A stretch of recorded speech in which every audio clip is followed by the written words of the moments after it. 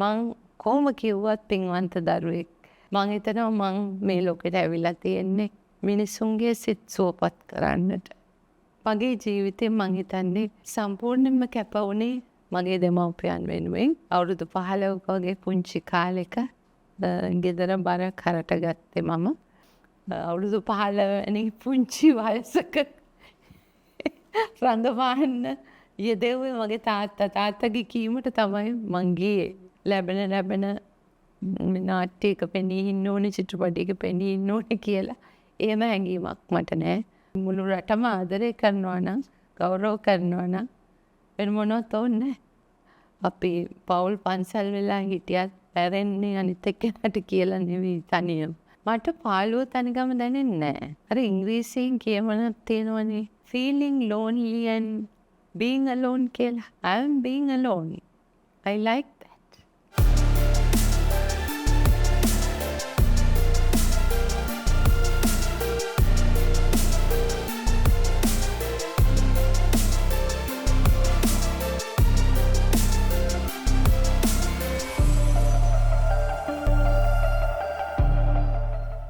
My side of the story with Kalum මේ කතාබහෙන් අද මම ඔබත් එක්ක එකතු කරගන්නේ එදත් අදත් හෙටත් ඔබේ ආදරය එක ලෙස හිමි කරගන්න අපේ රටේ ඉන්න ප්‍රවීණ දක්ෂ සම්මානනීය රංගවේදිනියක වන යශෝධා විමලදත්. බොහොම ආදරයෙන් ඔබ ආයුබෝවන් කියලා පිළිගන්නවා. ආයුබෝවන්. ඔබත් එක්ක මම මේ වගේ කතාබහකට එකතුනේ මං හිතන්නේ අවුරුදු 3කට විතර කලින්.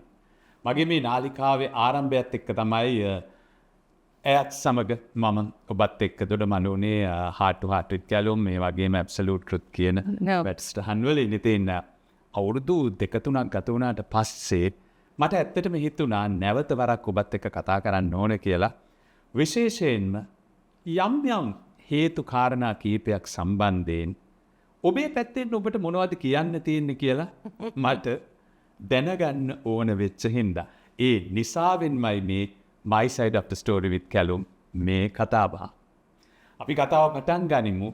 මේ දවස්වල අපේ රටේ බොහෝ දෙනෙක් නොදන්න නමුත් ලෝකයේ බොහෝ දෙනෙක් කතා කරන ටෙලි වෘතාන්තයක ඔබේ රංගන භූමිකාව ගැන. ඔව්, ඒ තමයි අරාබි රටේ නිෂ්පාදනය වෙච්ච නමුත් ලංකාවේ සහ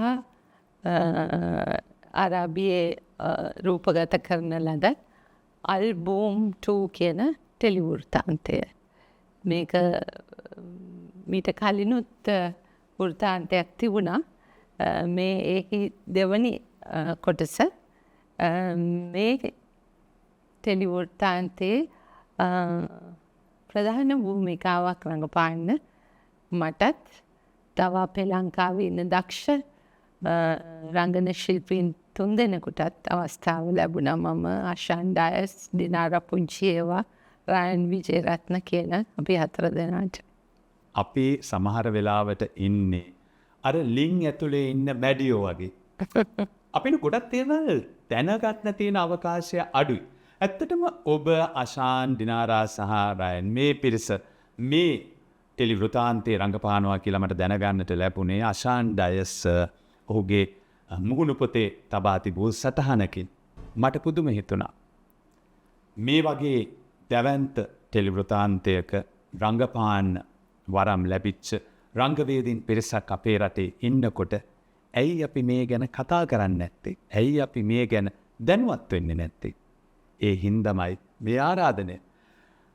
මේ ශ්‍රී ලාංකීය රංගවේදීන් පිරිසකට ජාත්‍යන්තර මට්ටමේ නිර්මාණයක සිය රංග ප්‍රතිභාවිත දක්වන්න ලැබිච්ච අවස්ථාවක්. ඔබට මෙය අලුත් අත්දැකීමක් නෙවෙයි. ඒ ගැන මම පස්සේ කතා කරනවා. මොකද මීට කලින් ඔබ ජාත්‍යන්තර නිර්මාණ රැසකටම දායක වෙලා තියෙන බව මම පෞද්ගලිකව හොඳ ආකාරයට දන්න නිසාවෙන්. හැබැයි අනිත් ශිල්පීන්ට මේක වැදගත් දෙයක්. ඒ වගේම අපේ රටට වැදගත් දෙයක්. මොකද අපේ රටේ නිර්මාණ ශිල්පීන්ට මේ අන්තර්ජාතික තලයේ නිර්මාණ වලට දායක වෙන්න අවස්ථාව ලැබෙයි. මේ පිළිබඳ පසුබිම සහ මේ ටෙලිවෘතාන්තය ගැන ආපහු කතා කරමු. ඔව් මේක ඇත්තටම 1944 යුගය පදනම් කරගෙන ඒ කියන්නේ ඉංග්‍රීසි ආණ්ඩුව ලංකාව පාලනය කරන කාලේ සිද්ධ වෙච්ච සත්‍ය සිදුවීමුත් එක්ක ඇස්සේ තියෙනවා. ඒ ඇසුරෙන් නිෂ්පාදනය වූවක්. ඒ කියන්නේ අරාබිය හුඟක් වෙලාවට ඒ කාලේ මෙහෙ වෙළඳාම කරන්නට පැමිණි පිරිස් ඒකම ඉන්දියාවෙන් ලංකාවට අපේ වතුකරේ විශේෂයෙන් දෙමළ දමිළ ජනතාව ඉන්දියාවෙන් තමයි රැගෙන ආවේ. ඒ මුල් පදිංචිකරු අදටත් ජීවත් වෙනවා. ඒ ඇසුරෙන් ඒ කාලේ තිබිච්ච ඉංග්‍රීසි ආණ්ඩු පාලනය එතකොට ඒ ගෙනාපු වතුකරයට ගෙනාපු දමිළ ජනතාවට බොහෝ විට සිද්ධ වෙන්න සිදු කරදර ඒ කම්කටොළු ඒ සියල්ලත් ඒ වෘත්තාන්තයට ඇතුළත් වෙනවා. ඉතින් ඒ කියන්නේ ඇත්තටම වහල් සේවයේ යොදවනවා වගේ වැඩක් ඒ කාලේ සිද්ධ වෙලා තියෙනවා. මේ සියල්ල අනාවරණය වෙනවා. මේ ටෙලිවෘතාන්තය කොටස් 15ක ටෙලිවෘතාන්තයක් එක කොටසක් විනාඩි 50ක් විතර දිගයි. ඔබට අවස්ථාව ලැබෙන්නේ කොයි කොටසේ ඉඳලා මේ කතාවට එකතු වෙන්න? මගේ චරිතය සහනිකුත් ශිල්පීන්ගේ ලංකාවේ ශිල්පීන්ගේ චරිත පස්වෙනි කොටසේ ඉඳලා අවසානින් දක්වාම දිගහැරෙනවා. මං මුලින් දැනගෙන හිටියේ නෑ ඇත්තටම මේ කතාව ලංකාවට සම්බන්ධ වෙච්ච කතාවක් කියලා. ලංකාවේ කඳුකරේ ආශ්‍රිතව කොයි ප්‍රදේශයේද මේ රූගත කිරීම සිදු කෙරුණේ? නුවරඑළිය සහ හම්බන්තොට කියන නුවරඑළිය තමයි එංගලන්තයටත් ලංකාවේ වතුකරයටත් විවිධ දේවල් නිරූපණය වුණේ දර්ශන තල හැටියට ගත්තේ. හම්බන්තොට හුඟක් වෙලාවට සිද්ධ වුණේ පාරවල් ඒ වගේ දේවල්. අනිකුත් සියල්ල මේක ඇත්තටම නැවක එන්නේ කාලේ තිබිච්ච රුවල් නැවක. ඒ නැවේ දර්ශන මුහුද මැද්දේ රූගත කරේ ඒ ඩුබායි රටේ තියෙන රසල කයිමා දූපතක් වගේ ඒක කොටසක්. එහි තමයි හරි මේ රූගත කිරීම සිද්ධ වුණේ ඒ නැවේ සහ ඒ හාබර් එකේ ඒ සිද්ධි ටික. රුවන් නැවක නැගලා රූගත කිරීම සිදු කිරීමත් ටිකක් අමුතු අත්දැකීමක් වෙන්න ඇති නේද? ප්‍රථම වතාවට තමයි මම ඒ අත්දැකීමට මුහුණ දුන්නේ. මං හිතුවේ නෑ මුහුදේ ඉච්චර මැද්දට යයි කියලා. අපි උදේ නැවට නැග්ගාම මුහුද මැද්දේ ඉඳන් තමයි රූගත කිරීම කෙරෙන්නේ. ඉතින් අනිකුත් කාර්යයන් සඳහා වෙනත් නෞකා තිබුණා. ඒවා ගොඩබිම සිට අපිට ආහාර සපයන දේවල් ඒ වගේ දේවල් වලට අනිකුත් කර්තව්‍යයන් සඳහා ඒ අවශ්‍ය අවස්ථාවට සහභාගී වෙනවා. නමුත් ඈත මුහුද මැද්දේ රුවල් නැවක යන එක ලේසි පහසු නෙවෙයි. මොකද අද වගේ බොහොම සුඛෝපභෝගී විදියට නෙවෙයි ඒ වතුකරේ අයව ගෙනාවේ. මේ බොහොම දුගී දුප්පත් අය ඒ ඉන්දියාවෙන් ගෙනාපු අය සහ ඉතින් ඒ නැවේ රූගත කිරීම ලේසි නැහැ. මට එක දර්ශනයක් දකිද්දී හිතාගන්න පුළුවන් වුණා කොයිතරම් අසීරු වෙන්නේ නැද්ද කියලා මේ රූගත කිරීම. ඔබේ චරිතය? ඔව් මගේ චරිතය ඉන්දියානු කාන්තාවකගේ චරිතයක්. ඒ කියන්නේ ඒ කාලේ බොම්බේ මුම්බයි නෙමෙයි බොම්බේ ඉඳලා මේ ලංකාවේ වතුකරේට එන එයාට ඉන්නවා පුංචි පුතෙක්. මේ අම්මා ඇත්තටම පුතාගේ අනාගතය වෙනුවෙන් තමයි මේ හරි රැකියාවක් හොයාගෙන ඉන්දියාවේ අයට එහෙම විවිධ තැන්වල වැඩ කරත් එහෙම හම්බෙන්නේ ඒ දරුවා සහ දරුවා තමයි එයාගේ ලෝකය. නමුත් එයා හරි කරුණාවන්තයි. අනිත් අයටත් ඒ අරාබි නැවේ කපිතාන්වරයා සහ නිකුත් පිරිස අරාබි අය ඒ අය බොහොම කැමති අය අනිත් අයටත් උදව් කරගෙන එහෙම ඉන්න කාන්තාවක්. මෙතෙන්දී අපේ රටේ රංගවේදීන් වගේම විදේශීය රංගවේදීන් පිරිසක් සමගත් ඔබට රංගපාන්නට වුණා. ඔව්. කොහොමද මේ අත්දැකීම ඔබට කලින් අත්දැකීම් තිබුණත් මේ රූගත කිරීම වල අත්දැකීම්? ඕ ඇත්තටම හරීම අපි එක පවුලක් වගේ මිගේ අරාබි රටේ ඉතාම ප්‍රසිද්ධ අය රඟපෑවා. ඒ වගේම බ්‍රිතාන්‍යයේ යුරෝපයේ ශිල්පීන් හිටියා. ඒ වගේම ඉන්දියාවෙන් ශිල්පිනියන් රැසක් හිටිය.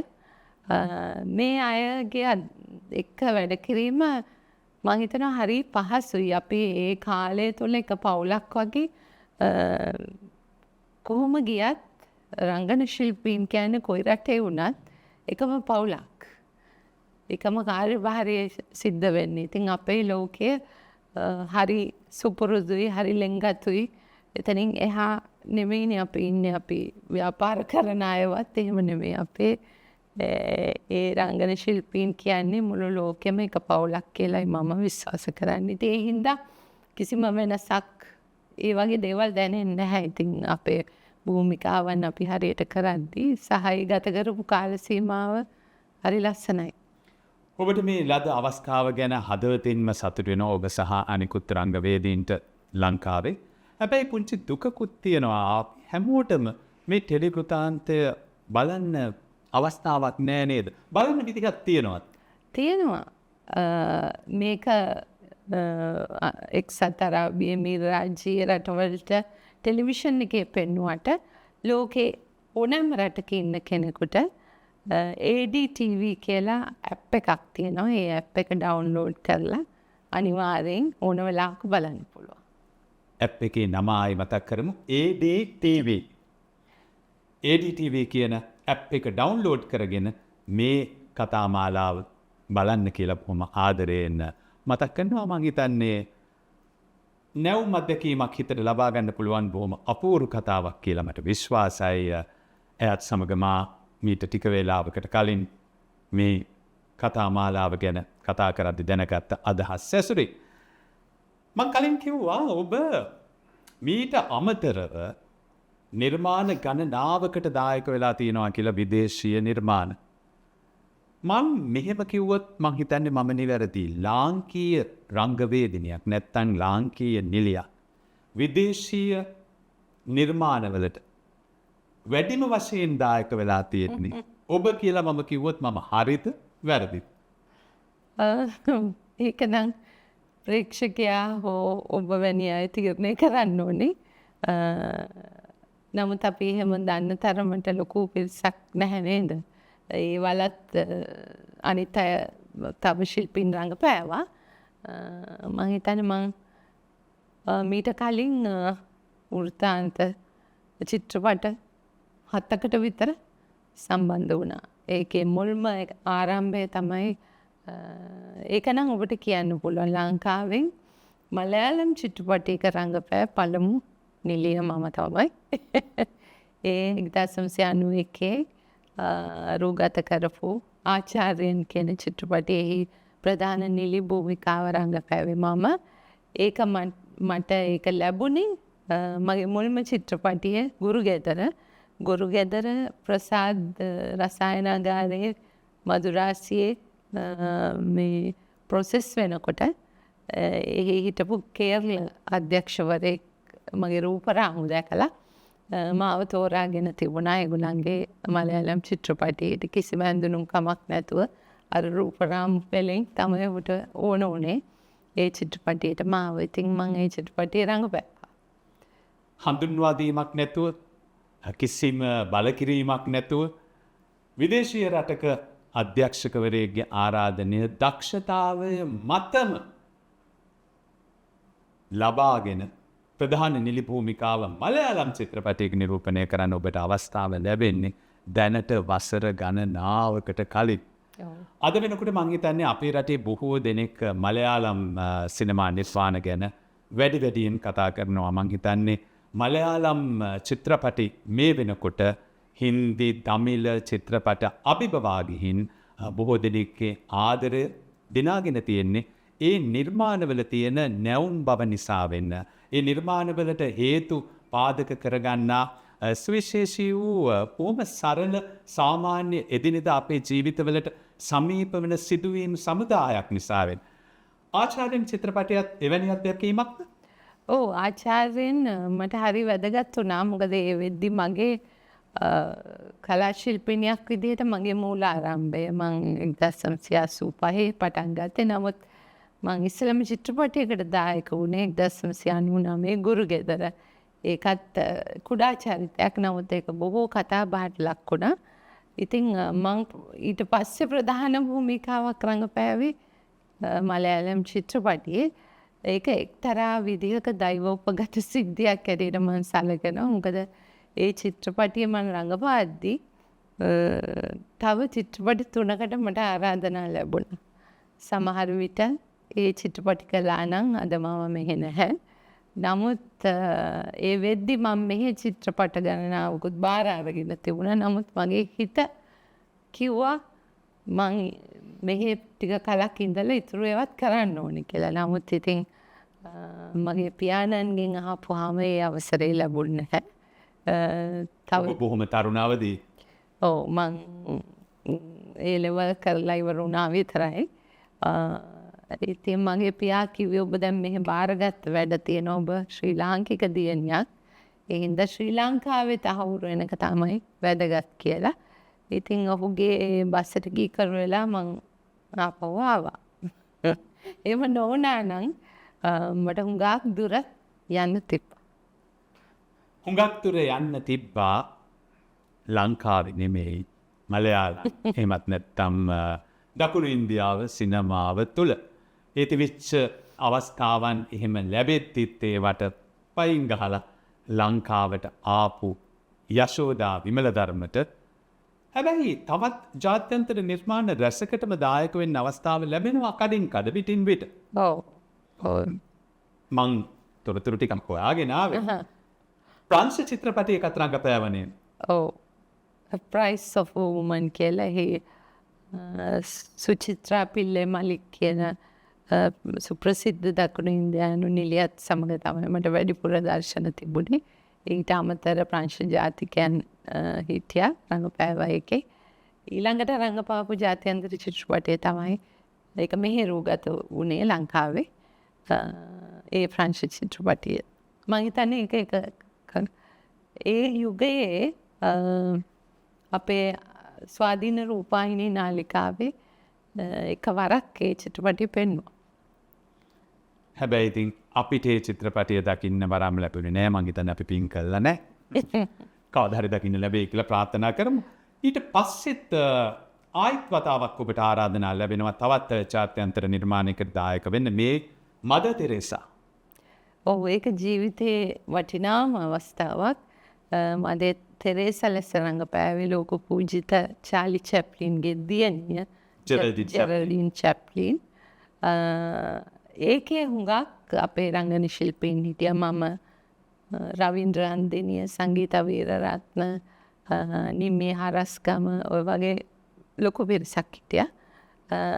සිස්ටර් මරියා, ඒ කියන්නේ සිස්ටර් මරියා සහ සිස්ටර් නිර්මලා තමයි මදර් තෙරේසාගේ දෙපැත්තේ හිටපු අගසව් වගේ කියලා කියන්න පුළුවන්. ඒ සිස්ටර් මරියා රංගපෑවේ මම, සිස්ටර් නිර්මලා රංගපෑවේ සංගීතයි. ඉතින් ඒ අත්දැකීම සුවිශේෂයි. ජෙරල්ඩින් චැප්ලින් කියන්නේ ජීවිතේ විශාල අත්දැකීම් ලැබපු අපි නරඹපු ඩොක්ටර් ශිවාගෝ වැනි චිත්‍රපටයක අපූර්ව රංගනයක් ඉදිරිපත් කළ කාන්තාවක්. නමුත් ඇය ඉතාම නිහතමානී කාන්තාවක් කියලා මං හිතනවා. මොකද මේ රූගත කිරීම බොහෝ විට කරේ කොළඹාවට කල්කටා නුවර ලෙස කොළඹ සකස් කරා. ඇය වාහනයකින්වත් යන්නේ නැතුව ඒ වීදි දිගේ ඇවිදගෙන ගිහින් ඒ ඇත්තටම ඉන්න යාචකයන් මුණ ගැහිලා ඒගොල්ලෝ එක්ක කතා බහ කරලා අය ඒකට ඒ ඔවුන්ගේ කෙනෙක් බවට පත් වෙලා රංගපාපු නිලියක්. ඉතින් බොහෝ දේ ඇය එතකොට මගේත් මුල් යුගයේ බොහෝ රංගනය පිළිබඳ රංගනයකට ආත්මගත වෙන්නේ කොහොමද? ඒ ඇත්තටම අපි ප්‍රතිනිර්මාණය කරන චරිත එක්ක අපි ගැටෙන්න ඕනේ. අපි ඒගොල්ලන්ව නිරීක්ෂණය කරන්න ඕනේ. ඒ වගේ කාරණා ඇත්තටම හිත ඇතුළට තැම්පත් උනේ ඇයගේ ක්‍රියාවන් දැකලා. ඉතින් ඒක සුවිශේෂී අවස්ථාවක්. ඒක හොලිවුඩ් නිෂ්පාදනයක්. ඉතින් හරි සතුටුයි ඒක රඟපාන්න ලැබිච්ච එක ගැන. ඊට පස්සේ නැවත වතාවක් ආයෙත් ආරාධනාවක් ලැබෙනවා තවත් ප්‍රංශ චිත්‍රපටයකට. සැමී පවෙල් කියන ප්‍රංශ ජාතිකයා අධ්‍යක්ෂණය කරපු ටී ගාඩන් කියන චිත්‍රපටයේ ඒකේ ඇත්තටම ගොඩාක් ප්‍රංශයේ පිරිස හිටියේ නෑ ලංකාවේ.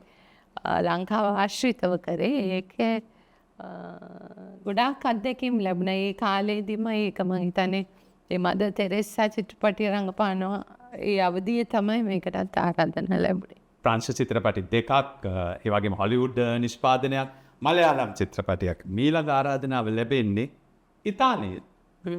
ඉක්බාල් කියන චිත්‍රපටියේ ඉක්බාල් කියලා කියන්නේ සත්‍ය සිදුවීමක් ඇසුරෙන් කරපු චිත්‍රපටයක්. පාකිස්තානයේ ඒ කාලේ පුංචි ළමයව අනවසරයෙන් යොදවගෙන තිබ්බා මේ බොමුතුරුණු වියන්. පුංචි ළමයින්ගේ පුංචිනේ ඒ වියන බොමුතුරුණු රටාව හරි ලස්සනට එනවා එතකොට.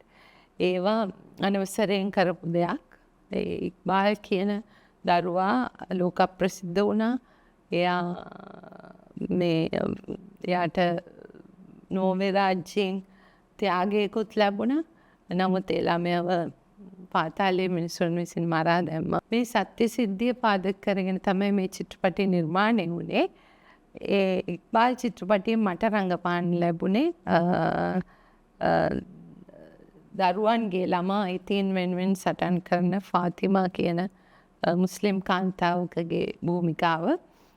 මගේ සැමියා ලෙස රඟපෑවේ ඉන්දියානු ඉංග්‍රීසි වේදිකාවේ සුප්‍රසිද්ධ නළු රොෂාන් සේත් සමඟ.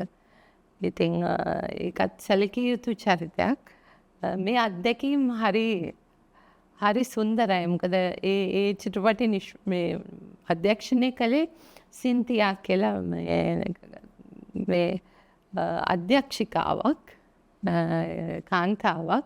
ඉතින් මං හිතනවා මගේ ගමනට ඒ විවිධ මෙහි ඉන්න අධ්‍යක්ෂවරුන් වගේම ඒ රටවල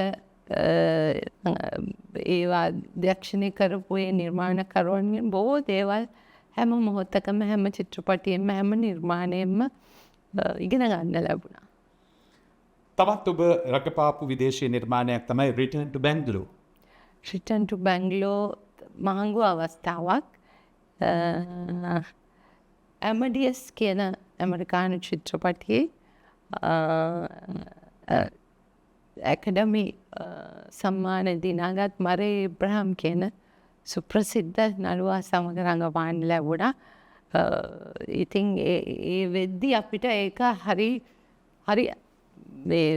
විශාල දෙයක්. ඉතින් එවැනි අය අපිට මුණ ගැහෙන්න අවස්ථාව ලැබෙන්නේ නැහැනේ. අපේ රට පුංචි, අපේ කර්මාන්තය පුංචි. අපිට හුඟක් වෙලාවට මේ ෆෙස්ටිවල් එකකට ගියා මිසක් ඒ අය ඇසුරු කරන්න, ඒ අය සමග එකට ෆ්‍රේම් එකේ රඟපාන්න හම්බෙන්නේ කලාතුරකින්. ඉතින් අර ජෙරල්ඩින් චැප්ලින් හම්බුණා වගේම ඔහු ඉතාම දක්ෂ නළුවෙක්.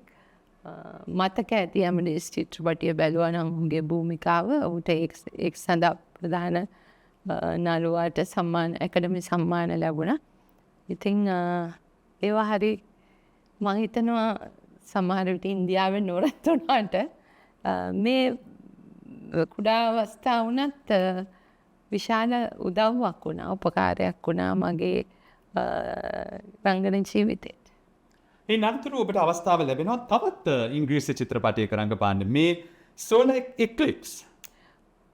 Solar Eclipse මේ මෑතක අපි කරේ 2015 විතර කාලේ. ඒක මහත්මා ගාන්ධි ඝාතනය පාදක කරගෙන නිර්මාණය වුණු චිත්‍රපටයකෙහි පුරපතිගේ බිරිඳකේ භූමිකාව මම රඟපානවා. ඇයට තමයි මේ කුමන්ත්‍රණය මුලින්ම දැනගන්න ලැබෙන්නේ. ඉතින් ඒකත් ඉන්දියානු සහ එක්සත් අරාබි රාජ්‍යයේ එකතු කරගත්ත හවුල් නිෂ්පාදනයක්. ඉතින් ඒ බොහෝ සුප්‍රසිද්ධ නොවුණාට බොහෝ ඉන්දියානු නළු නිළියන් රඟපෑවා. ජාත්‍යන්තර නිර්මාණ රැසකට ඔබට දායක වන්න වරම් ලැබෙනවා. ඒ වගේම ලංකාවේ සිනමා නිර්මාණ කලාත්මක ධාරාවේ බොහෝ දෙනෙක් අගය කරන නිර්මාණ කීපයකටම දායක වෙන්න අවස්ථාව ලැබෙනවා. ලංකාවේ චිත්‍රපට කීයක විතර රංගපාලා තියෙනවා? ගණන් කරොත් මට මතක නැහැ. ලොකු සංඛ්‍යාවක් නෑ. මං හිතන්නේ 30ක් විතර ඇති. මේ මගේ අවුරුදු 40 කලා ගමනේ. නමුත් බොහෝ අයට බොහෝ ප්‍රේක්ෂක පිරිසට මාව මතක විශාල චිත්‍රපටි ගණනාවක් රඟපෑවා වගේ. ඒකට හේතුව තමයි ඒ මං කරපු ගුරුගෙදර සිට සිංහබාහු දක්වා කරපු සියලුම චිත්‍රපට ඉතාමත්ම හැම ප්‍රේක්ෂකයෙක්ගේම හදවතේ ඉතාමත්ම රැඳිච්ච චරිත තමයි සහ විවිධාකාරයේ චරිත තමයි මට රඟපාන්න ලැබුණේ. ඉතින් ඒ හින්දා සමහර විතරම විශාල චිත්‍රපටි ගණනාවක රඟපෑවා කියලා. චිත්‍රපටි 30ක් කියන්නේත් ඉතින් පොඩි ගාණක් නෙමෙයි. හැබැයි මේ රංගපාපු චිත්‍රපටි බොහොමයකින්ම ඔබට සම්මාන දිනා ගන්න ලැබුණා රංගනය වෙනුවෙන්. මගේ පළවෙනි ගුරුගෙදර භූමිකාව වෙනුවෙන් හොඳම නැගියන නිලිය සම්මානය සරසවි සම්මානය ලැබුවා. දුවට මවක මිස සුමිත්‍රා පීරිස්ගේ චිත්‍රපටිය වෙනුවෙන් ජනාධිපති සම්මාන ලැබුණා හොඳම සහාය නිලියට. ඒ වගේ ඊට පසුව නිර්මාණය වෙච්ච අග්නිදාහය, සමනල සන්දවනිය මේ වගේ චිත්‍රපටිවලට සම්මානයෙන් පිදුම් ලැබුවා. ඔබ තවත් වාර්තාවක් තියෙනවා. මේ වාර්තාව තමයි වේදිකා රංගනයට පිවිසෙච්ච රංගවේදිනියන් අතුරින් අපේ ලංකාවේ තමුන්ගේ මුල්ම රංගනය තුළින් හොඳම නිලියට හිමි සම්මානය දිනාගත්ත දෙවැන්නා බවට පත්වීමෙන් පළවෙනි වාර්තාව තිබෙ මං හිතන්නේ මානෙල් ජයසේන මහත්මිය. ඒ තමයි කුවේණි වේදිකා නාට්‍ය වෙනුවෙන් හොඳම නිලියට සම්මානය දිනාගත්තේ තමුන්ගේ ප්‍රථම වේදිකා රංගනය වෙනුවෙන්. දෙවන වතාවට ඔබට ඒ වාර්තාව තියන්න හැකි වෙනවා ඔබේ ප්‍රථම රංගනය උදෙසා මේ හිරුදහස. හිරුදහස බඳුලේ තානගේගේ හිරුදහස වේදිකා නාට්‍ය. ඒක ඇත්තටම මගේ මුල් අත්තබින්දේ නාට්‍යයට පසු මං සම්බන්ධ වෙච්ච මුල් මං එච්චර දුරක් ඇවිල්ලත් නෑ. එතකොට ඒ සම්බන්ධ වෙච්ච මුල්ම නාට්‍ය. ඉතින් ඒකට රාජ්‍ය නාට්‍ය උල්ලේ හොඳම නිලිය සම්මානය ලැබුවා. ඔබ වැඩිය වේදිකා නාට්‍ය ගොඩක රංගපාලා නෑ. මං හිතන්නේ වේදිකා නාට්‍ය 4ක නැත්තම් 5ක්. හරියට හරි 4ක රංගපෑවා. ට්‍රෝජන් කාන්තාවෝ, මකරාක්ෂයා, වැනිසිය වෙලෙන්දා, හිරුදහස. මේ 4ම බොහොම අපූර්ව නිර්මාණ. ශ්‍රී ලාංකීය වේදිකා නාට්‍ය කලාවේ මන් සලකුණු තබපු නිර්මාණ විදියට කිසිම සැකයකින් තොරව විවාදකින් තොරව නම් කරන්න පුළුවන් නිර්මාණ. මෙහෙම චිත්‍රපටි ඒ වගේම වේදිකාව සඳහා ඔබ රංගනයෙන් දායක වෙනකොට කාලයක් පුංචි තිරය ඔබ හොරා ගන්නවා. පුංචි තිරයට නැතුවම බැරි රංගවේදිනියක් බවට ඔබ පත් වෙනවා. ඔබ සහ චන්න පෙරේරා පුංචි තිරයේ එක යුගයක් නිර්මාණය කරනවා. පුංචි තිරේ මම රඟපෑවට ඒ අතරින් පතර තමයි මං චිත්‍රපටි වලට දායක වුණේ. නමුත් බොහෝ අය නරඹන්නේ ගෙදර තියෙන රූප පෙට්ටිය නිසා අත්විඳේ ටෙලිනාට්‍යයෙන් පටන් ගත්තු මම 1985. ඊට පස්සේ දූ දරුවෝ හරහා තමයි ජනප්‍රිය වෙන්නේ. ප්‍රියංවදාගේ චරිතය. ඊට පස්සේ චරිත ගණනාවක් රඟපෑවා. අහන්න එපා පුංචි තිරේ කීයක රඟපාලා තියෙනවද කියලා. ඉතාම විශාල ප්‍රමාණික රඟපෑවා. මං ගණන් කරලා නැහැ. ගණන් කරන්න අමාරුයි. ගණන් කරන්න ඕනත් නෑ. මොකද එච්චර විශාල ප්‍රමාණයක පුංචි තිරේ රඟපාලා තියෙනවා. පුංචි තිරේ මේ කරපු රංගපෑම් වලට ඔන්න නැවත වතාවක් වාර්තාවක් තියෙනවා සුමති සම්මාන උළෙලේ.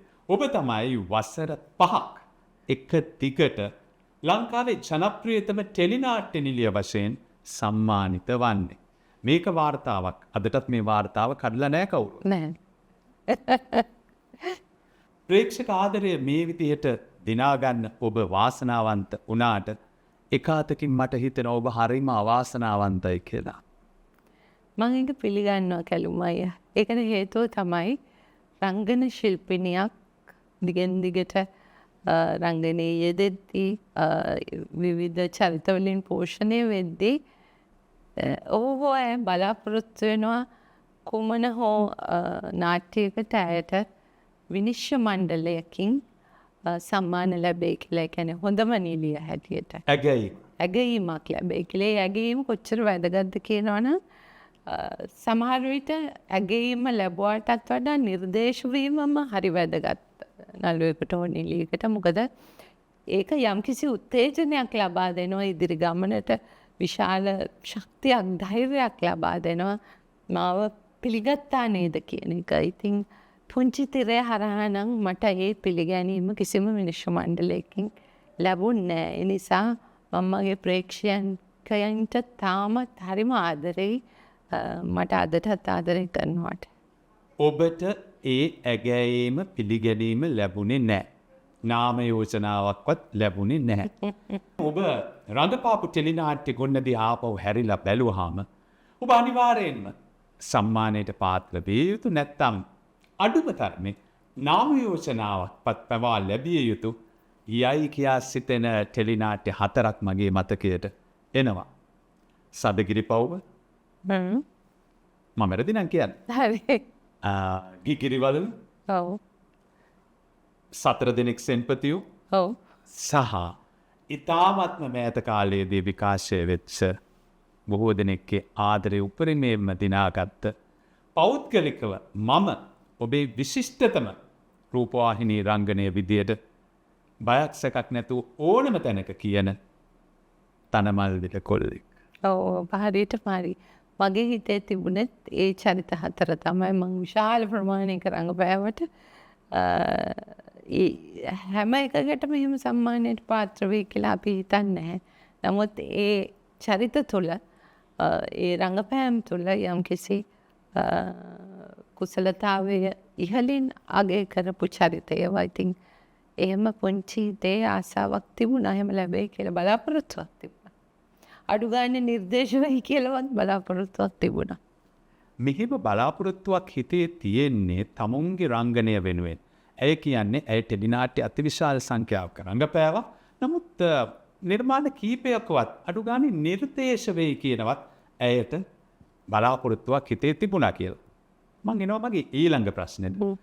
ඔබ විදේශීය සිනමා සම්මාන උළෙලවල ජුරියේ සමාජිකාවක් විදිහට කටයුතු කරලා තියෙනවනේ. ඔව්.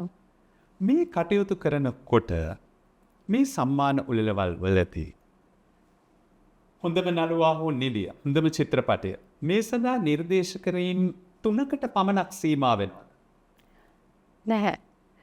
ඒක ඇත්තටම ඒ ජූරියේ සභාපති අතේ ඒ කාරණාව තියෙන්නේ. ඕනෑම මම දන්නේ ලංකාව ගැන කියන්න ජාත්‍යන්තරේ එහෙම නිර්ණායකයක් නැහැ. අපි හිතමු ඒ වසරේ චිත්‍රපට 7ක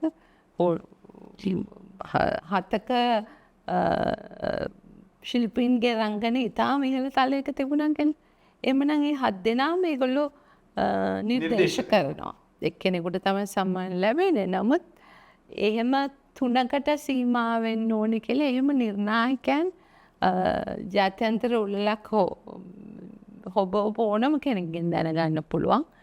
එහෙම නිර්ණායකයක් නැහැ. අපිට පේනවා නම් 5 දෙනෙක් 7 දෙනෙක් හොඳයි කියලා 7ම නිර්දේශ කරනවා. අපි දැකලා තියෙනවා එහෙම මේ ජාත්‍යන්තර චිත්‍රපට උළෙලවල් වල සම්මාන උළෙලවල් වල එහෙම වෙනවා. විශේෂයෙන්ම අපි ඕනම කෙනෙක් හොයලා බලන අපි දකින්න ආස කරන සම්මාන උළෙලවල් තමයි ඔස්කා සම්මාන උළෙල නැත්තම් අයිෆා එහෙමත් නැත්තම් ෆිල්ම් ෆෙයාර්.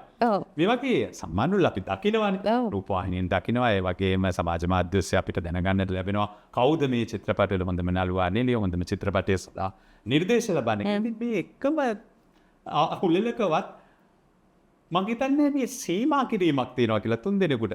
මම විශ්වාස කරන දෙයක් තමයි අන්තර්ජාතික ප්‍රමිතීන්ට අනුව උනත් සලකා බලනකොට යම් කිසි රංගවේදියෙක්ගේ රංගකාර්යයක් ඉතාමත්ම ප්‍රශස්ත මට්ටමක පවතිනවා නම් ඔහු හෝ ඇය නිර්දේශ කිරීමකට අනිවාර්යයෙන්ම ලක් විය යුතු බව.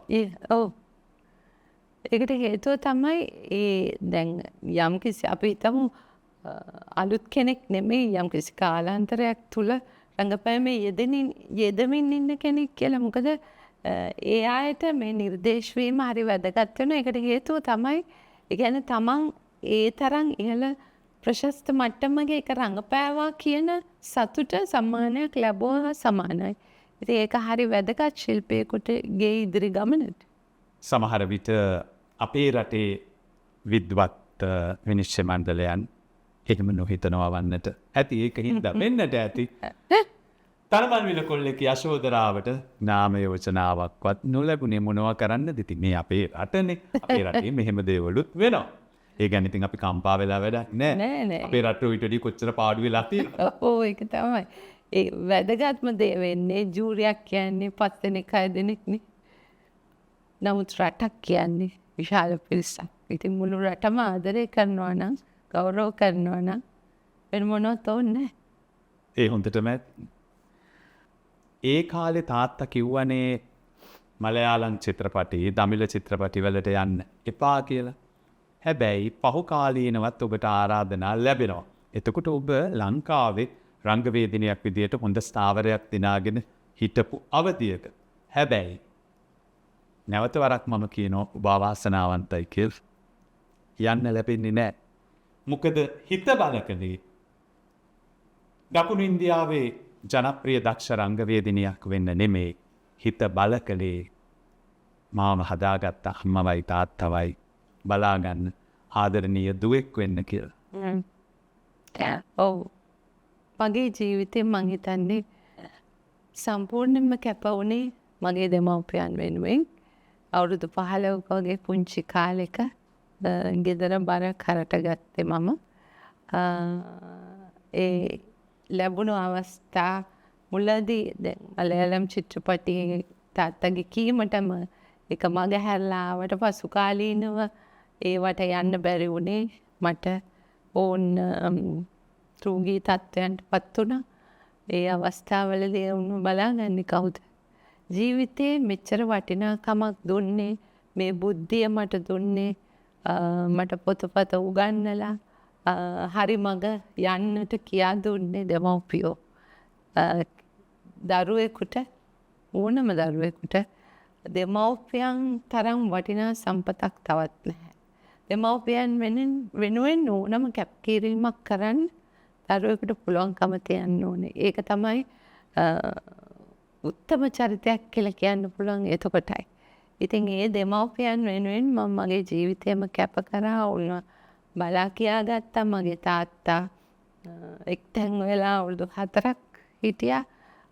ඒ කාලේ මං හුඟක් ජනප්‍රිය නිලියක් කාලේ බොහෝ වැඩ කටයුතු 24ම වැඩ කරපු කෙනෙක්.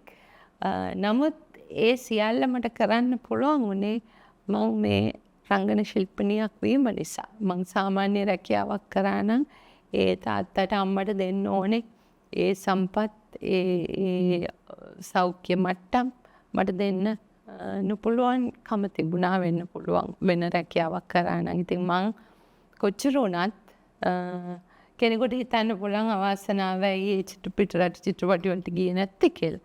නමුත් මම අද දවසේ හැරිලා බලනකොට සතුට වෙනවා. මම හිතනවා මම පින්වන්තියක් කියලා. ඔබ කිව්වට මම අවාසනාවන්තයි කියලා. ඒක වැත්තකින් එහෙම දකින්න පුළුවන් කෙනෙකුට. නමුත් දෙමව්පියන් බලා කියා ගන්නවා තරම් සුවයක්, සතුටක්, මානසික නිදහසක් වෙන කිසිවකින් ලැබෙන්නේ. අනිවාර්යෙන් මට ඔතෙන්ට ඔබව රැගෙන එන්න ඕන නිසාවෙන්ම තමයි මම ඒ අවාසනාවන්ත කියන වචනය පාවිච්චි කරේ. මං දන්න තරමින් ඔබ තරම් වාසනාවන්ත දියණියක්. පින්වන්ත කියලා මං කියන්නේ ඒකට. වාසනාවන්ත වෙන්නේ ඒ තරම් පින් කරගන්න අවස්ථාවක් ලබා ගන්න යම් කිසි දියණියකට ජීවිත කාලයේදී ලැබෙනවා නම් මං හිතන්නේ ඔබ අහස තරම් උස්සට ඒ අවස්ථාව ලබා ගත්තා. ඒ වාසනාව ලබා ගත්තා. ඔබේ පින් පොත ලියලා ඉවර කරන්න බැරි තරමට පුරව ගත්තා. එක කාලෙකදී මට ඔබ මුණ ගැහෙනවා. මං අහනවා කොහොමද නාටි? තාත්තට කොහොමද? තාත්තට ගොඩක් සනීප නෑ අයියේ. තාත්තට දැන් ඇවිදින්න බෑ තාත්තට. එක තැන් වෙලා ඉන්නේ. ඒ කාලේ ඔබ පදිච්ච වෙලා හිටියේ නාරහෙම්පිට ඇල්විටිගල තට්ටු නිවාසේ 5 වෙනි මහලේ. මං හරිද මහල්? හරි 4 වෙනි මාන. 4 වෙනි මහලේ. මං අහනවා කොහොමද තාත්තා එතකොට වෛද්‍ය ප්‍රතිකාර වලට ගෙනියන්නේ? කොහොම හරි කරනවායි මං තාත්තව අරගෙන එනවා කොහොම හරි. ඔව්. ගේන්න ලේසි නෑ මොකද ඒ ඇල්විටිගල තට්ටු නිවාසේ ලිෆ්ට් එකක් තියුනේ නෑ. අර මෙහෙම ගිය පඩිපේලියෙන් තමයි තාත්තව උස්සගෙන ඉන්න උනේ පල්ලයට. ඔව්. පුටුවක තියලා අහල පහල පිරිමි උදවියගේ සාය ඇතුව තමයි තට්ටු 4ක් පල්ලෙහාට ඕව වාහනේට නංවා ගන්න අරන් ආවේ. ගෙදර වෙන පිරිමි හිටියේ නෑ. නෑ. අහල පහල තමයි උදව්. අම්මයි ඔබයි විතරයි. ඔව්. ඉතින් ඊට පස්සේ මං ඇත්තටම තාත්තගේ ඒ ඇවිදින්න බැරි ස්පිරිතාල වලට ගෙනියන්න අමාරු කම නිසා මං කුලියට ගයක් ගත්තා පාල මහලක පොල්ලෙන්ගොඩ. ඒ නිවසේ ඉඳද්දි තමයි තාත්තා අපි අතරින් වෙන් වුණේ. පියාගේ ආදාහනයට සහභාගී වෙච්ච මට මතකයි. ඔබේ හිටපු නිවස විජය කුමාරතුංග මහත්මයාගේ කවුරුත් නොදන්නවා වුණාට ඔබ ඉතා උසස් අධ්‍යාපන සුදුසුකම් ලබා තිබෙන රංගවේදිනියක්. ඔබ මාස්ටර්ස් උපාධිය ලබා ගන්නවා. මාස්ටර්ස් කියන්නේ ශාස්ත්‍රපති. ලංකාවෙන් නෙමෙයි ඉන්දියාවේ ලක්නෝ විශ්වවිද්‍යාලේ. ඔව් මගේ තාත්තා ඉගෙන ගත්ත විශ්වවිද්‍යාලයේ ලංකාවේ උපාධිය ලබා ගන්නවා. නමුත් විවිධ කම්කටොළු කරදර මැද්දේ ඒක හේතුවකුත් වෙනවා. මං විශ්වවිද්‍යාලයට ඇතුල් වීම නිසා මං අමානුෂික ලෙස නවක වදයට ලක්වු නිසා මගේ පියා එක්තැන් වෙන්නේ කාරණාව හේතු කොටගෙන ඔහුගේ බලාපොරොත්තු තිබුණේ ඔහු උගත් විෂය හින්දි විෂය මම උසස් ලෙස හදාරයි කියලා. ඔහු එක්තැන් වුණත් ඒ විවිධ කම්කටොළු බාධක මැද්දේ කැලණි විශ්වවිද්‍යාලයෙන් පළමු උපාධිය ලබා ගත්තා. ඊට පස්සේ ලක්නෝ විශ්වවිද්‍යාලයෙන් ශාස්ත්‍රපති උපාධිය ලබා ගත්තා. ඒක ගැන ඔහු දන්නේවත් නෑ. වෙනකොට ඔහු අපෙන් සමවරන් ඉවරයි. නමුත් ඔහුගේ සීනය ඒක විතරක් නෙමෙයි මාව රංගන ශිල්පිනියක් කරේ ඔහු. මම පැත්තකටවත් යන්නේ නැතුව ඉස්කෝලේ බොහොම කුල හැටි ලැජ්ජාශීලී දරුවෙක් ඉඳද්දී අවුරුදු 15 වැනි පුංචි වයසක රංගවන්න යෙදෙව්වේ මගේ තාත්තා. තාත්තගේ කීමට තමයි මං ගියේ. නමුත් ඒක කරාට පස්සේ මට ආසයි තුණා. ඒ හින්දා තමයි දිගටම අඛණ්ඩව ඒක කරගෙන ආවේ. අනිවාර්යෙන්ම ඔබේ මුල්ම රංගනයේ සහාය රංග ශිල්පියා විදියට හිටියේ මම. ඉතින් කවදාවත් අපි ඒ කාලේ හිතුවේ නැහැ ඔබ ලංකාවේ මේ තරම් දක්ෂ ජනප්‍රිය සම්මානනීය රංගවේදිනියක් බවට පත් වේවිය කියලා. මේ තමයි මගේ මුල්ම සහෝදරයා. අපි දෙන්න දැන් මගේ රංගන ජීවිතයට අවුරුදු 40ක්. ඉතින් අපි දෙන්නගේ ඇසුර අවුරුදු 40ක්. අනිවාර්යෙන්ම අපේ සහෝදර බැඳීම, අපේ සහෝදර ප්‍රේමය, අපේ මිතුරු දමට අවුරුදු 40ක් සම්පූර්ණ වෙනවා මේ අවුරුද්දට. ඉතින් තාත්තා බලාපොරොත්තු වෙච්ච දේ දුවෙක් විදිහට තාත්තට දුවෙක්ෙන් වෙන්න ඕන හැම යුතුයකමක්ම ඉටු කරන අතරෙදි තාත්තගේ හීනය හැබෑ කරපු ඔබට අවස්ථාව ලැබෙනවා හින්දි භාෂාව හොඳට ප්‍රගුණ කරන්න. හින්දි කතා කරන්න පුළුවන්, හින්දි ලියන්න පුළුවන්, හින්දි කියවන්න පුළුවන්, හින්දි පිළිබඳ හොඳ දැනුමක් තියෙනවා. හින්දි ගීත 10ක් විතර ලිව්වා නේද? රචනා කරා නේද? ආචාර්ය වික්ටර් රත්නායකයන්ගේ සුවිශේෂී වූ වැඩසටහනක් වෙනුවෙන්. ඒක මගේ ජීවිතේ මං ලබපු වටිනාම ත්‍යාගයක් හැටියට මං සලකනවා. ආචාර්ය වික්ටරත්නායකයන් මගේ පියාණන් සමග කරන්න හිටපු දෙයක්. දෙන්නගෙම කාර්යබහුලත්වය නිසා කරගන්න බැරි වුණා. ඉතින් ඔහුට සිහිනයක් තිබුණා ඔහුගේ ජනප්‍රියම ගීත හින්දි භාෂාවෙන් ගයන්න. මොකද ඔහු කැමති නෑ අනුන්ගේ ගීත ගයන්න. ඉතින් තාත්තා නැති වෙලා හුඟ කලකට පස්සේ කියන්නේ 2013 දී විතර මාව හොයාගෙන ආවා. ඇවිල්ලා කිව්වා දුවේ මට මේ සින්දු ටික හින්දි භාෂාවට කරවල දෙන්න ඕනේ කියලා. ඉතින් මං ඇත්තටම බය වුණා. මොකද මං එහෙම ගීත රචිකාවියක් නෙවෙයි. අනිත් එක එයාගේ මෙලඩි එකට මං ලියන්න ඕනේ. එයාගේ ජනප්‍රිය ගීත 10ක් නේ. ඉතින් මං කිව්වා මට ලියවෙයිද දන්නේ මගේ අතින් මං උත්සාහ කරන්නම් කියලා. නමුත් ඔහු කියලා ගියා නෑ ඔබට තාත්තාගේ හැකියාව අනිවාර්යෙන් තියෙනවා. තාත්තව සිහිපත් කරන්න එතකොට ඔබට ලියවෙයි මේ ගීත කියලා. ඉතින් ඒ කිව්වා වගේම ඔහුගේ ජනප්‍රිය ගීත විශාල ප්‍රමාණයක් තිබුණා. එතනින් ගීත 10කට සිහිල් සුළං රැල්ලේ පාවේ වලා ඔය වගේ ගීත ගොන්නක් ඔහුගේ ජනප්‍රියම ගීත හැමෝම දන්නවා. ඉතින් මధుර කල්පනා නමින් මියුරු කල්පනා කියන ගීතය සංයුක්ත තැටියක් අපි එලි දැක්කවා 2014 දී. ඉතින් ඒක මං හිතන්නේ මට දුන්න විශාල තෑග්ගක් සහ ඒක මගේ පියාණන්ට කරපු ගෞරවයක් හැටියට මං අදටත් ආචාර්ය වික්ටරත්නායකයන්ට පින් දෙනවා. මේට අමතරව බොහෝ දෙනෙක් නොදන්නවා වුණාට ඔබ සිංහල ගීතත් ටිකක් ලියලා තියෙනවා. ඔව්. ගීත 10ක් විතර. මුලින්ම ඇත්තටම ඒක ලියන්න පෙළඹුණේ මං හින්දි සාහිත්‍ය ඇසුරු කරපු නිසා පුංචි කාලේ ඉඳන් කවි නිසඳසෝ හින්දියෙන් ලියුවේ. මොකද හින්දි භාෂාව හදාගන්න නිසා ඒවා තාත්තා දැකලත් තියෙනවා කියලා දීලත් තියෙනවා. ඒවා විරිත් සකසන හැටි. අපේ හොඳ මිතුරෙකු වෙන දයන් විතරන්ට ගීත ගයන්න ඕන වෙලා ඔහු කිව්වා මට ගීතයක් ලියලා දෙන්න කියලා. ඉතින් මං හිතුවා හින්දි ගීතයක් ඉල්ලන්නේ කියලා. ඊට පස්සේ කිව්වා නෑ ඔයාට ඔය කිව්වට ඔයාට සිංහලෙන් ලියන්න පුළුවන්. ඔයා කැමති මාතෘකාවකට ලියන්න කියලා. මං කොහොම උත්සාහ කරන්නම් කියලා. ඒ වගේම මං කොයි හරි රූපගත කිරීමකින් දැද්දි මං ලියුවා තුඟු ගිරිකුළු සිපෑදෙන වලාකුළු කොහි යනවද නුඹලා කියලා ගීතයක්. ඒක හරි ලස්සනයි. ඒක වැඩි ප්‍රසිද්ධ නැහැ. නමුත් ඒ ගීතය සහ තවත් ගීතයක් මම ඔහුට ලියලා දුන්නා. ඒක තමයි සිංහල ගීත ආරම්භය. ඊට පස්සේ රනිල් මල්ලවාරච්චිට තව අලුත් ගායකයෙකුට නිරෝෂ විරාජිනීට එහෙම කීප දෙනෙකුටම ගීත ලිව්වා. අම්මටයි තාත්තටයි බොහොම දැඩි ලෙස ආදරය කළා. අද අම්මත් නෑ තාත්තත් නෑ. ළඟින්ම ආදරය කරපු පුංචි අම්මත් නෑ. ඔබ ජීවත් වෙන්නේ තනිව. ඔව්. පාළුව තනිකම. කාන්තාවකට. ඔබ වැනි රංගවේදිනියකට දැනෙන්නේ කොහොමද? මට පාළුව තනිකම දැනෙන්නේ නෑ. අර ඉංග්‍රීසියෙන් කියමනක් තියෙනවනේ feeling lonely and being alone කියලා. I'm being alone.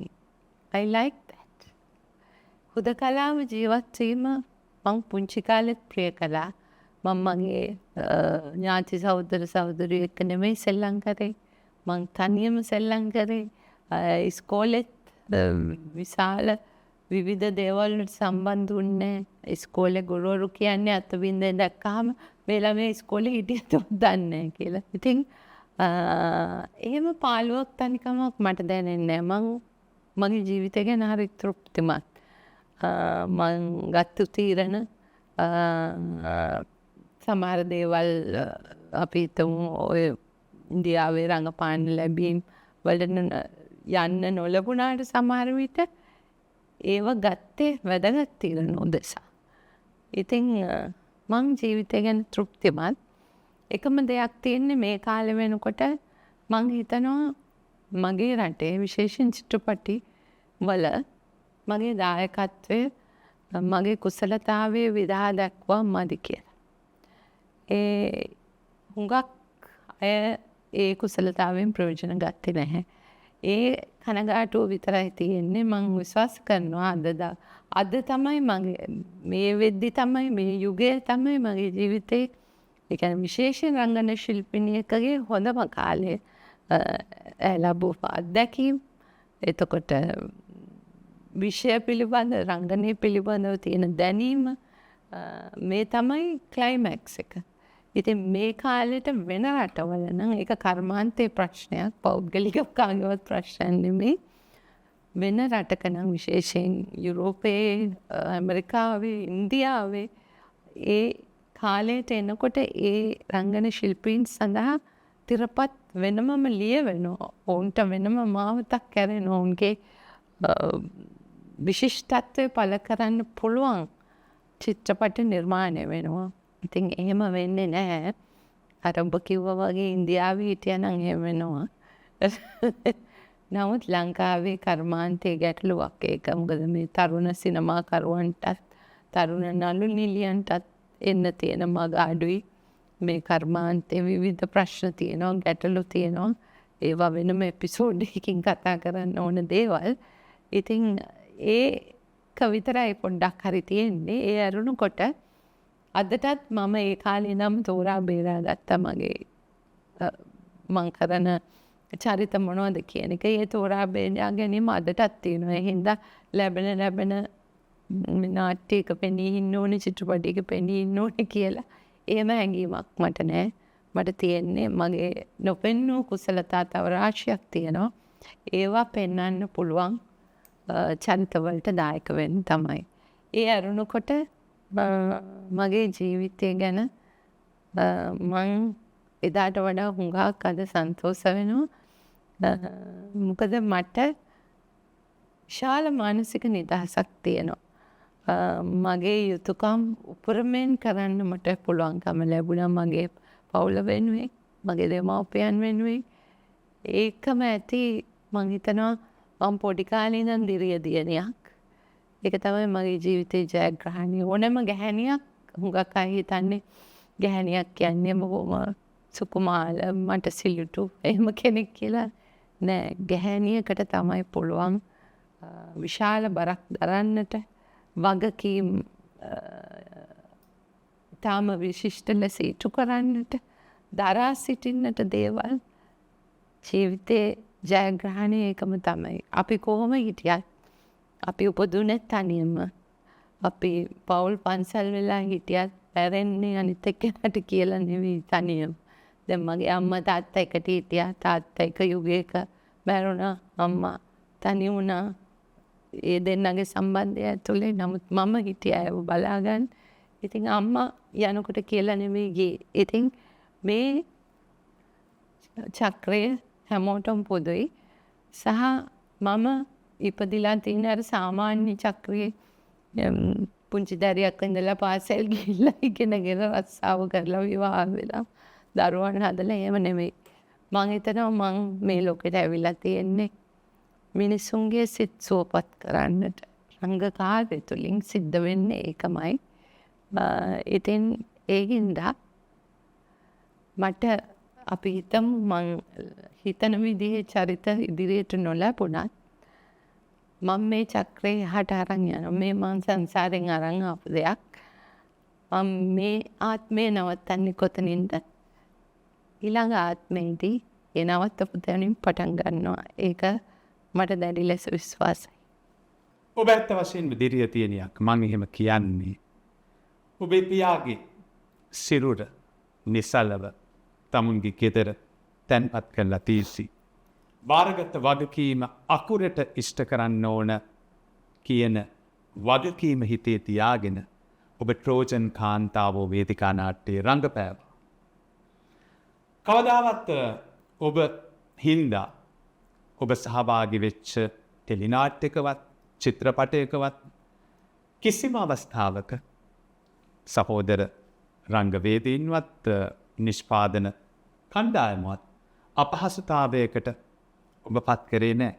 ඔබ මේ වගකීම තේරුම් අරන් දිරිය දියණියක් විදියට ඔබේ වගකීම ඉටු කරමින් කලාලෝකයට පහන ආලෝකයක් වූ ආකාරය එදත් අපි දැක්කා. අදත් අපි දකිනවා. හෙටත් අපි දකීවි. තාත්තා නැති අඩුව මකන්න තාත්තා වගේ කෙනෙක් ඔබට අද ලැබිලා ඉන්නවා. හැරිස් විජේසිංහ මහත්මයා. අද ඔබ මේ තරම් අපූර්වට මේ ඉන්නේ යශෝදා විමල ධර්ම. යශෝදා විමල ධර්ම කියන ප්‍රතිරූපය නියමාකාරයෙන් ওই විදියට හැඩගන්වන්න පුළුවන් කෙනෙක් ඉන්නවනම් ලංකාවේ ඒ හැරිස් විජේසිංහම විතරයි. හැරිස් මාමා ගැන යමක් කියන්න ඕනේ. නොකියා බෑ ඒක හරියට මගේ පියාණන් ගැන කතා නොකළා වගේ තමයි. තාත්තා නැති වුණේ මගේ තාත්තා නැති වුණේ මීට අවුරුදු 25කට ඉස්සෙල්ලා. හැරිස් මාමාව බොහෝ කලක සිට අවුරුදු 30ක විතර කාලයක සිට ඇසුරු කළත් මගේ තාත්තා නැති වුණ මොහොතේ සිට ඔහු මට දෙවැනි පියෙක් වුණා. මගේ ජීවිතේ සියලුම අභියෝගවලදී කම්පනයන් තුළදී සතුටේදී දුකේදී මේ සියල්ලෙම මගේ පසුපසින් හිටිය හැරිස් මාමා. ඔහු දුන්න මාර්ගෝපදේශකත්වය නිසා තමයි මට හිත ශක්තිමත් කරගන්න ආධ්‍යාත්මය වඩවා ගන්නට මේ අටලෝ දහම ගැන උපේක්ෂාවෙන් බලන්නට මේ සියල්ල ලැබුණේ හැරිස් මාමාගේ මඟ පෙන්වීම. ඉතින් මං හිතනවා මං කොහොම කිව්වත් පින්වන්ත දරුවෙක්. තාත්තා නැති වුණාට මට තවත් තාත්තා කෙනෙක් ඉන්නවා. ඔහු මගේ පිටත රූපේ විතරක් නෙමෙයි සකසන්නේ. ඔහු මගේ ඇතුළාන්තය මගේ අධ්‍යාත්මය සකසනවා. එතුමන්ට බොහොම පිං ආදරෙන් අපි හැරිස් විජේසිංහ මහත්මයා මතක් කරනවා දීර්ඝායුෂ පතනවා. යශෝදා විමල ධර්ම කියන ඔබේත් මගේත් ආදරණීය රංගවේදිනිය. බොහෝ දේ අපි කතා කළා. හැබැයි හැම කතාවක්ම නිමාවට පත්වන්න වෙලාවක් තියෙනවා. දැන් ඒ වෙලාව. අපේ මේ කතාව සඳහා අද මම සහභාගී වෙනවා කියලා කිව්වහම චාන්දනී බණ්ඩාර මහත්මිය ඇගේ Forever නිෂ්පාදන අඩංගු වටිනා තෑගි පාසලක් මට ලබලා දුන්නා. ආදරයෙන් බාර ගන්න. ඒ වගේම අද ඔබේ මේ කතා බහට මම එකතු වෙනකොට පුංචි තෑග්ගක් දෙන්න කියලා හිතුණා. මේ තෑග්ග තමයි කියවන්න පොත් තුනක්. කියවන්න හරිම කැමතියි කියලා දන්නවනේ. මේ රන්තික කඩවතාරච්චි කියන නවපරපුරේ මං කැමතිම ලේඛකයා. ඔහු ලියපු වරවන්නනේ මාගරට් සහ අල්ලපු ගෙදර කියන පොත් තුන. ඉඩක් ලැබෙන වෙලාවක කියවන්න, කියවලා අදහසුත් කියන්න. රන්දික කැමති වේ. My side of the story with මේ කතා බහින් අද යශෝදා විමල ධර්ම නම් වූ මේ අපේ රටේ ඉන්න ප්‍රතිභාපූර්ණ රංගවේදිනිය ඇයගේ පැත්තේ අපි දුටුවා. ඇයගේ රංගන චාරිකාවේ තවත් අගනා මංසලකුණු කීපයක්ම සනිටුවන් කරන්නට ජාත්‍යන්තර මට්ටමේ කීර්ති ගෞරවයන් අපේ රටට ගෙන දෙන්නට සමත් වන නිර්මාණකාරී යෙදෙන්නට ඇයට වරම් ලැබේවා කියන ප්‍රාර්ථනය හදවතින්ම මම කරනවා. තුන්රුවන් සරණ ප්‍රාර්ථනා කරනවා. යහපතක්ම වෙන්න කියලා ප්‍රාර්ථනා කරනවා. බොහොම පිං කැලුමයි. ඔබ ගැනත් කියන්න ඕනේ. ඔබ මගේ මුල්ම සහෝදරයා වුණා නාට්‍යයක. නමුත් ඇත්තටම ඔබ සහෝදරයෙක්. අපි නිතර කතා නොකලාට කිතර මුණ නොගැහුණාට ඔබේ සහෝදරකම මගේ හිතේ හැමදාම තියෙනවා. ඒක මං ලද වාසනාවක්. මට හොඳ දෙවනි තාත්තා කෙනෙක් ඉන්නවා වගේ මට සහෝදරයෙකුත් ඉන්නවා කියන එක මම මේ ළඟ මතක් කරනවා කැලුම් අයියටත්. ඔබ කරන කියන සියලුම කටයුතු ඉදිරියට සාර්ථක වේවා. සියලු ශක්තියින් ඔබට ලැබේවා කියලා දරුවන් සරණින් නිරෝගී සුවයෙන් එදාටත් වඩා ලස්සනට ඉන්න කියලා ප්‍රාර්ථනා කරනවා. හදවතින්ම ආදරේ. ආයුබෝවන්.